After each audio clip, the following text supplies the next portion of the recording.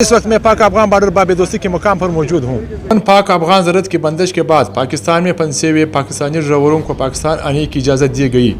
2 मार्च को हुकूमत पाकिस्तान ने कोरोना वायरस के ख़तरे के पेश नज़र पाक अफगान बॉर्डर को हर किस्म की आमद-ओ-रफ्त और तिजारत के लिए मुकम्मल तौर पर बंद कर दिया गया था, जिसकी वजह से सैकड़ों की तादाद में ड्राइवर और मुसाफिर अफगानिस्तान में फंस कर रह गई।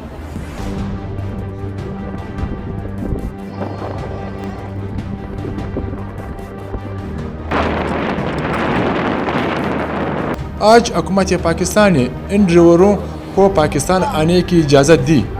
पाकिस्तानी ड्राइवर्स अपने ट्रकों के साथ पाकिस्तान में दाखिल होना शुरू हो गई। वाबिदोस्ती के मकाम पर ट्रकों और कंटेनर्स पर जरासीम कश स्प्रे किया जा रहा है। सिर्फ पाकिस्तानी दस्तावेज़ात रखने वाले ड्राइवर्स को पाकिस्तान आने की इजाज़त है।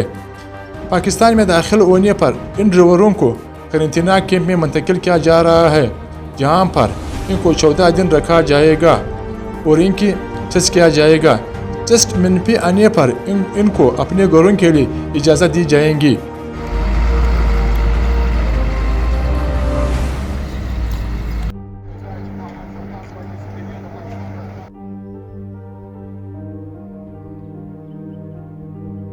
पाक अफगान सरहद बदस्तूर 50 दिन से मुकम्मल तौर पर सील है।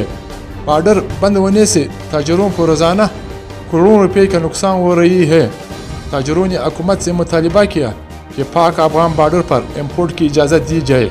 ज़फ़र चकज़ई, DNN न्यूज़, चमन।